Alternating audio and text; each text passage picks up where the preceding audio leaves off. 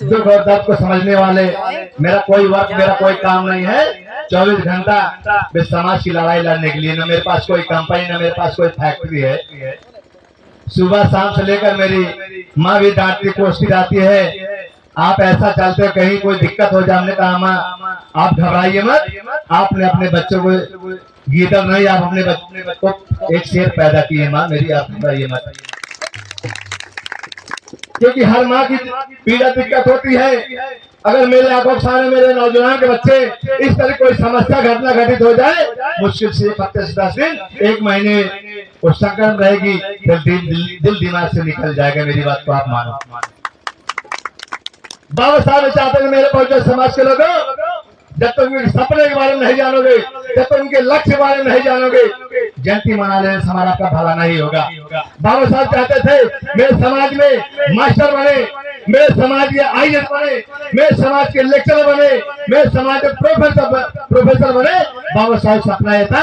हम लोग झूठे मूठे कहते हैं बाबा 13 में से मजदूर हम लोग मिलके करेंगे पूरा। जयकारा लगाने से मेरा मिशन पूरा नहीं होगा। आप लोग को पढ़ लिख कर मास्टर बनो, इंजीनियर बनो, तब उनका सपना साकार होगा, नहीं तो सपना साकार होने वाला नहीं है।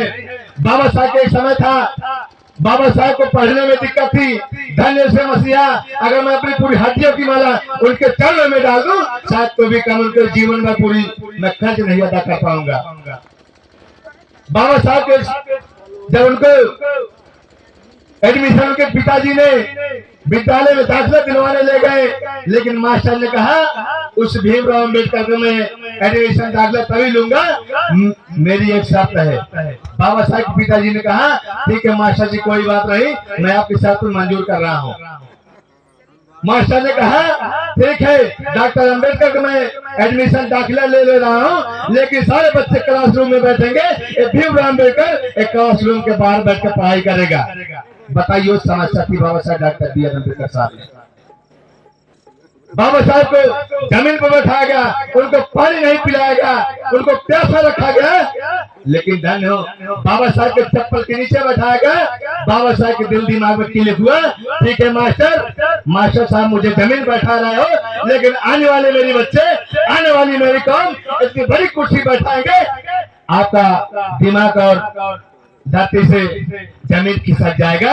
वाकई में धन्य से बाबा साहब, आज संविधान की पावर है, डॉक्टर भीमराव अम्बेडकर की पावर है, बाबा साहब की पावर है, आज इतनी बड़ी कुर्सी बैठी हुई है।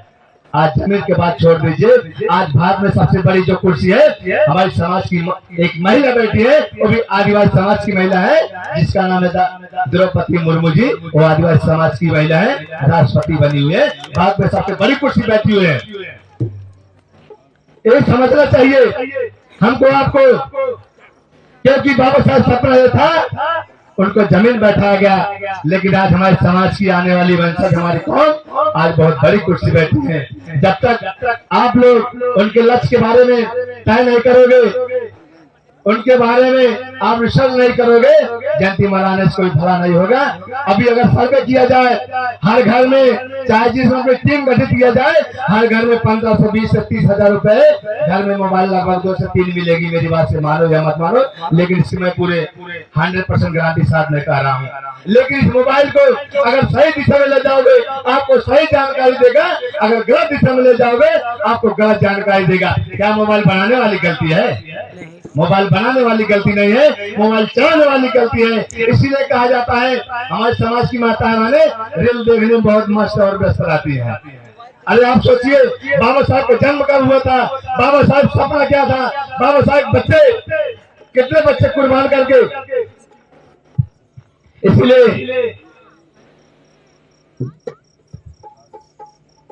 इसीलिए आप लोग समझदार हैं, क्योंकि मुझे और भी कार्यक्रम में निकलना है।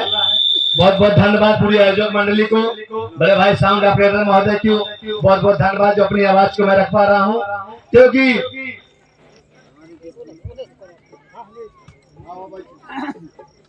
एक समय था एक समय था जब हमारे समाज में, हमारे समाज की बड़े भोले भाले जनता, इनको ठगबाज लोग ने इनको बहुरूपियों ने इनको ठग ले जाते हैं, कहते हैं हमारा समाज जो और बहुत भोले भाले समाज, इनको सदियों से ठगा जा रहा है। लेकिन जब तक आपके बच्चे लोग हर घर जन जन जाकर उनको सावधान किया जा रहा है, ऐसे ठगबाजों से, ऐसे बहुरूपियों से आप ठगने का काम मत करो।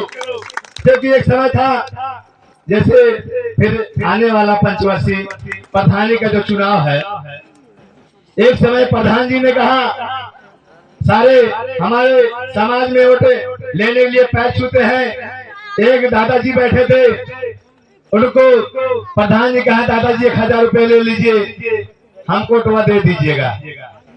दादाजी ने कहा बच्चा आप मुझे 1000 मत दीजिए, उसी 1000 रुपए का मुझे एक गधा लेके आधे दे दीजिए, ताकि मेरी जीवन रोजी रोटी चलती रहे।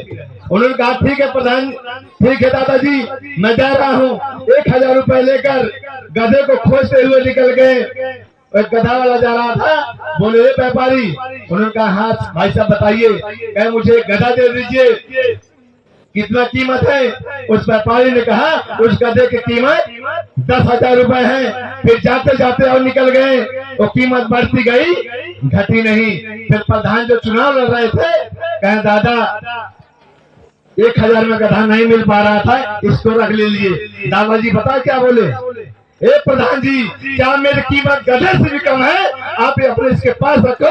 अब हम लोग समझदार हो गए, हम लोग डॉक्टर भीमराव अम्बेडकर के वंशज हैं, हम उनके मानने वाले हैं। 1000 अपने पास रखो, इसका मतलब मेरी कीमत गधे से भी कम है। तभी हमारे समाज को ठग ले रहे हैं ठगबाजों लोग। ज्यादा कुछ न कहते हुए एक लाइन में अपनी बात को मैं समाप्त करूंगा। किसी ने गीता, किसी ने कुरान लिख डाला। अरे किसी ने गीता, किसी ने कुरान लिख डाला। जिसे स्कूल जाने से रोका जाता था, आज वह भारत का संविधान निकाला, आज वह भारत का संविधान निकाला। बहुत बहुत धन्यवाद। जय भीम, जय भारत, जय मंडल, जय संविधान, जय बहुजन समाज। धन्यवाद बड़े भैया के गौतम।